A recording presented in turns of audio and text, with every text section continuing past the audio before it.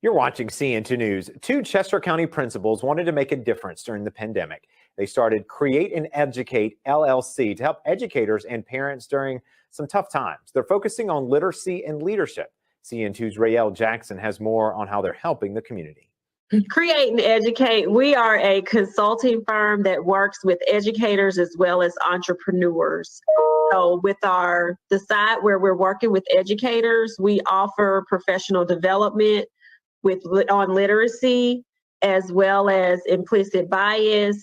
We work with leaders and leadership teams to help improve schools. They've been surviving pandemic education by offering tips for school leaders, teachers, and parents. We really want to see kids through the trajectory, graduating from high school, ready to go to college or to start a career or to go into the military. R.E.A.L and Educate has multiple community partners in the area that read books to children weekly, discuss literature, and express their support for the education system. Recently, the owners were featured for Amazon's #1 best-selling book entitled Women Who Lead in Education. And so we are super, super excited because we're amongst a family of women leaders who are absolutely extraordinary. So it's an honor to have been asked to participate. And then even more of an honor now that the book has gone on sale and it became a #1 bestseller. So you don't have to be a school leader to have leadership qualities. Collectively, both Tammy Taylor, principal of Great Falls Elementary, and Dr. Sheka Houston, principal of Chester Middle School, have 40 years of service in education. They have learned the need in their community, and they plan to serve all children in all communities. And one of the things that we enlighten people about in our professional development with literacy is that sometimes it's hard for children to connect to text because they don't see themselves in text. Providing that culturally relevant literature for students, and that's not just African American students, that's all students. Every student at every school should be able to see themselves in a book, in a text, to be able to connect with it. Surviving pandemic education together in Chester, R.E.A.L Jackson, CN2 News. Good morning, Tammy. Good morning, everyone. Hi, Sheka. How are you this morning? I'm doing okay. And this, if you're wondering why we're not doing our normal good mornings and shout outs, we've had to pre-record the session today. I experienced a loss in my family. My stepfather passed away on Sunday, so the funeral is on Saturday. So we've pre-recorded this in order to be able to share it during our normal time, but that would allow me to be able to attend the service, of course. And several of you have put on my page, your condolences and your prayers, and I sincerely appreciate that. They are definitely much needed. So thank you all so much for your continued prayers and just thinking about us as we try to get through tomorrow. Well, we definitely are praying for you and pray that you guys will be able to get peace during this very, very difficult time. Thank you. And the funny thing is, last week we were talking about support systems for students, and one of the topics we brought up was about some resources for students who are experiencing grief. So I've had to research those resources myself for my own children this week. And I was able to find some books that explain death and, just what happens, when someone passes away. Mm-hmm. So on that particular feed from last week, several of you asked for those resources, and I will add those books that I found to talk to my own daughters on there, as well as some video resources from one of our community partners that we work with, as well as the resources from New York Life. Yeah. But today's topic, we're going to be talking about restorative justice and restorative practices versus just being punitive. And the information, and really, this has been an ongoing conversation about being more restorative. I think even before COVID and SEL was more prominent in schools. I know in our district, Tammy, I remember that the discipline and suspension rates were starting to become a part of our report card reporting system. So once that started to be a part of the report card, what was expected from administrators was that, well, you all can't just suspend children for every little thing, because now that it's going on the report card, people saw that as a bad thing. If you had a high suspension rate, or if you had a number of expulsions and those types of things. So it was funny to me that, once it's now being publicized, now it's a concern, but it really should have been a concern all the time. And as an assistant principal, and I know, Tammy, you didn't serve in the assistant principal role, but I know that you were familiar with people being in that role, and how your own assistant principal and just being a principal now. But one of the things that I noticed a lot of times, the people that would come to my office for discipline, it was usually the same children. And usually, about a lot of the same things. And at the middle school, one of the things that my high school counterpart tells the children when they come over to the high school. Now, we're not doing all that stuff Dr. Houston used to do at the middle school. We ain't sitting around no tables talking and all of the things that we try to do at the middle school to try to solve problems, because the expectation is that when they get to the high school, that they're a little bit more mature and know how to work through things. And so restorative practices and being aware with social and emotional learning is what prepares students to know how to do that. And the information that Tammy and I have found basically talks about how really the school's punitive system is largely based off the punitive criminal justice system, in that, you punish the offender, the person that has done harm, and it took its cue from the criminal justice system. But what we really need to be working towards is making sure that students have a self-awareness of themselves, how to control themselves, have, control, how to have emotional intelligence. Because if we're not teaching them those strategies, then, where are they learning them? Some children could learn them from home, but in many cases, that may not be happening at home. And we even need to educate the parents about how to do those things at home.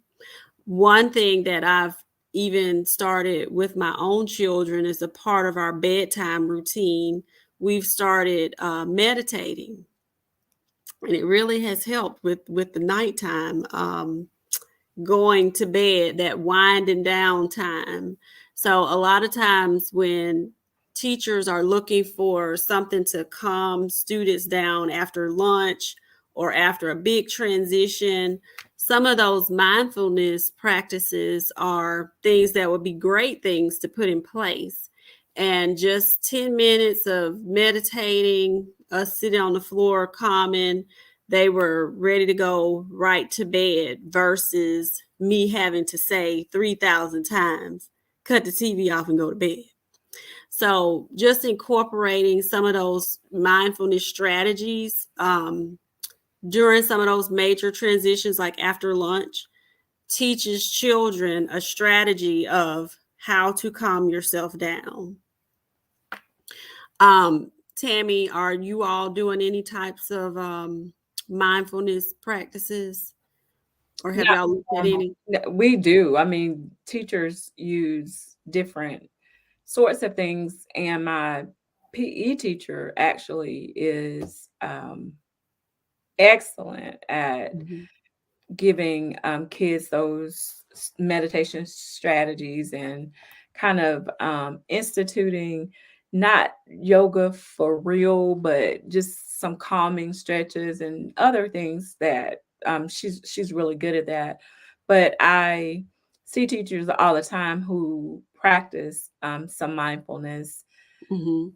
strategies with the students. I actually held a class the other day for a teacher so that she could get a break because we had so many folks out absent. It was actually one of my instructional assistants who was filling in for a teacher who is in training.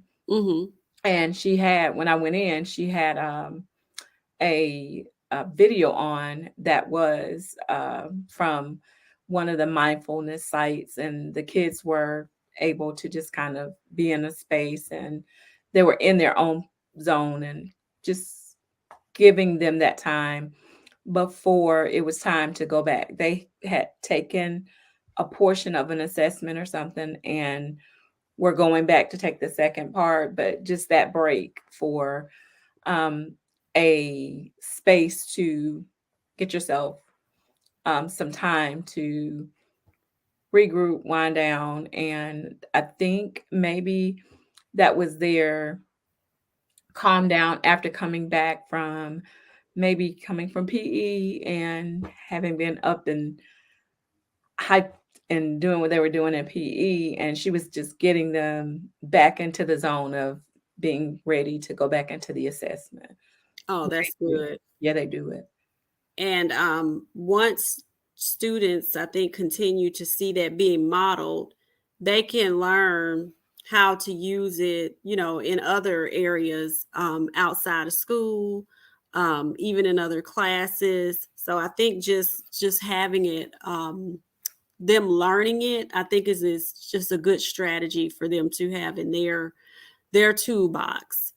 At the middle school, one of the things we wanted to make sure we had in place in classrooms was, first, before you can even start to restore, you've got to have that community in place. It has to be a family oriented feel in your classroom. The community has to be built in the classroom where the students have a mutual respect, not just for the teacher, but for one another.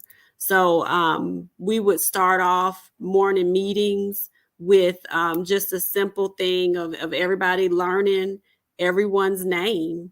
Because if you're, not familiar with what your classmates' names are, just to begin with, how well are you going to get to know people? And then it would each week go beyond getting to know a name, where they would talk about more topics, where they would see where they had different things in common. So that groundwork was just really building that community and the foundation in the classroom.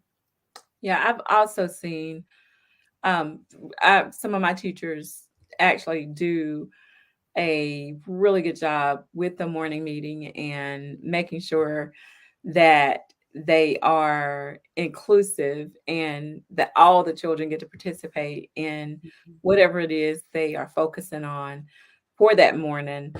But the other thing that I think is a strength for teachers at my school, Mm-hmm.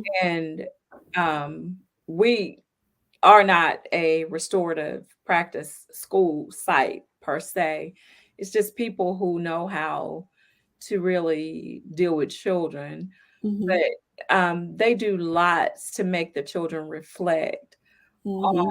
exactly what has happened. It happened, and just trying to get to what we call a root cause. And Mm-hmm.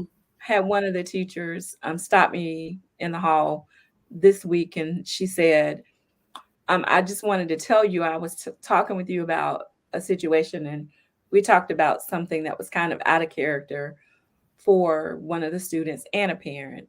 Mm-hmm. She said, what I discovered was she's really hurt because she lost her grandfather. Mm. And so it's just like you said, taking the time to get to know what's going on with the kids, them knowing one another, you knowing them, you knowing what is happening in their lives so that you can support them in Right. whatever that is. And I think it's also important to, when you learn your children, be aware of what those triggers are Mm-hmm. for them, because as you said, the same kids doing the same things, um, even if we're punishing them, that isn't helping. So we have to try to change the outcomes, and that I think is a really strong way of doing that when we are careful to get to the bottom of what's going on so that the child understands this is why I'm doing what I'm doing. Exactly. And one of the things that I was trained at that time, and you're right, suspending them wasn't helping. Actually, you know, we were told that if they did certain things like fighting, it was supposed to be an automatic 10 days. And, the thinking behind that was, well, the 10-day suspension is going to deter them from wanting to fight. But when they would come in and say, Miss Houston, I'm just going to take my 10 days because XYZ. Okay, so this is not deterring them from fighting at all. They know what the consequence is. What they don't know how to do is work through conflict. So I did get to speak with my principal at the time to talk about how maybe we should look at a more progressive suspension where, if it's this offense, let's look at this many days versus the 10 out of the gate, because it was the same children, usually with the same offenses, and they were just getting suspended from school more and more, but their behaviors weren't changing. And that ties your hands, because if all we have in our toolbox is to suspend them, Right. that creates another set of issues with them being away and missing out on their academics. And so you're getting farther behind. Mm-hmm. But we are careful when we're talking about this, and we sort of talked about this before we came on. We always want to make sure that teachers understand how we understand the plight of, there are times when this is it, I can't take any more of this, you have got to get out of here. And we completely understand that. And I think that's the reason, because that information that you shared with me, one of Mm-hmm. the things that I loved about it was the space. And, we could call it a Zen space, but just a place to go and regroup. Like, Mm-hmm. you don't necessarily have to go home and be suspended. Exactly. You need to go somewhere. You can't be in here anymore because you've kind of worn out. My grandmother used to say, "You have worn out. You're welcome. You need to go home." And Exactly. you have to go out of here because you can't be here right now. You got to earn your way back to being in that Mm-hmm. space because you've created whatever havoc that is there. But Right. when we do set up those spaces and we allow for teachers to have the opportunity to say, yeah, I got to get a break from this, Mm-hmm. I think that helps them to be willing to work with those students. Because again, it's most of the time the same kids Right. with the same offenses. And at the middle school, and you can speak to what you see more at the elementary school, but at the middle school, normally it was drama, especially a lot of times with girls. Um, oh my God, don't let somebody have a sleepover. The next week at school, you know, we coming in with all of the drama from that, from who was talking about whom, and you know, and it got back to this person and that person, and now we got people who want to fight for X, Y, and Z. So it would take, you know, time to get everybody involved, sit around the table, talk about, you know, this is why we don't spread messages. You know, this is why you should be able to start having better productive conversations, because I even went to the extent of, you know, you all don't even have a conversation. Y'all don't even know how to talk without not talking about people. If the only thing that you know how to do is sit around and talk bad about people, you don't have a conversation. So I bought these tabletop cards, a game, to teach them how to have a real conversation with one another versus just tearing people down, or, you know, looking at another group of young ladies and wanting to talk bad about them. Because basically what it boiled down to is you're watching reality TV and you think this is how normal people behave, and this is not. So we had to learn how to have real productive conversations versus just drama. Yeah, we have a little bit of drama at the elementary level, more than I care for. Like, you know, I am a drama-free person. Like, I can hardly stand it. But most of the time, what we encounter, like what I've noticed, is it's always, always, always something that goes back to some kind of social media post or Mm-hmm. some video message or something that didn't usually happen at school.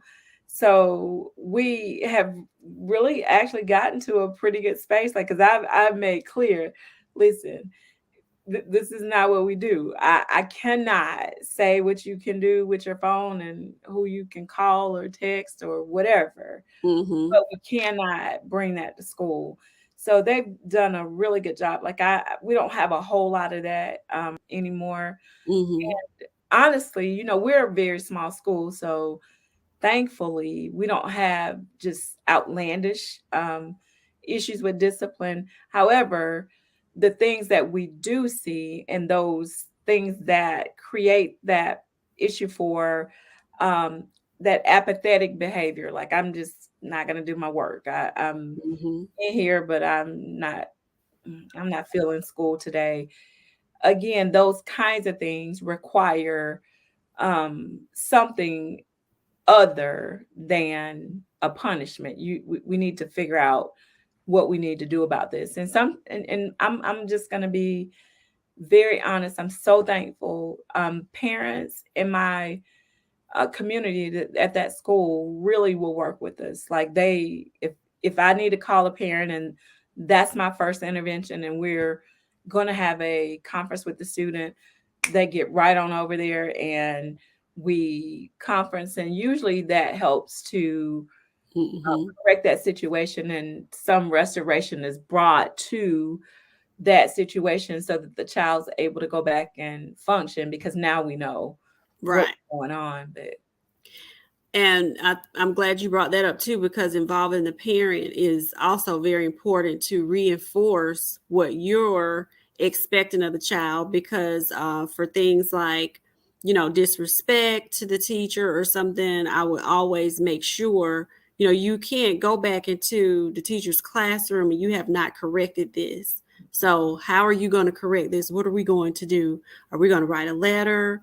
Are we going to do an email? Let me see what that's going to look like, because you even have to guide, you know, the children through that, because, you know, sometimes they don't know the correct way to start off the letter of, like, first of all, nope, that's not how we start off a letter when we're correcting something.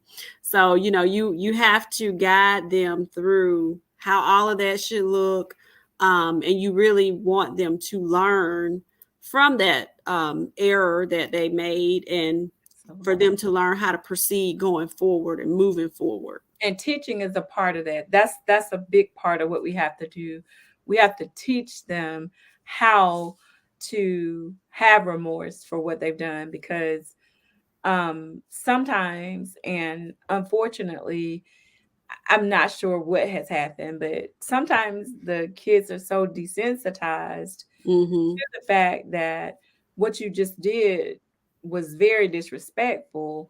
So the teacher is put out, and Mm-hmm. they don't even realize, because honestly, it wasn't intended to be disrespectful. It Right. was just that whole, I don't even know how to talk to people anymore. Mm-hmm. So teaching them how to do that, and to understand, when someone asks you a question, you respond. But if you're, every time I say something, you interrupt me, that could be your norm, but that isn't what we need to do to make this situation right. We have to take some steps to um, make this a better situation so that this doesn't happen again. And I'm just looking at this time. We are Over. done. I hope that you guys can get something from what we've shared today. And as always, we're more than willing to support your needs if we can. So you can reach out to us if you need anything. We know that Principal Kafele is going to be on fire today. So join us with him. And please, please, please keep Sheka and Miss Beverly and the family in your prayers as they lay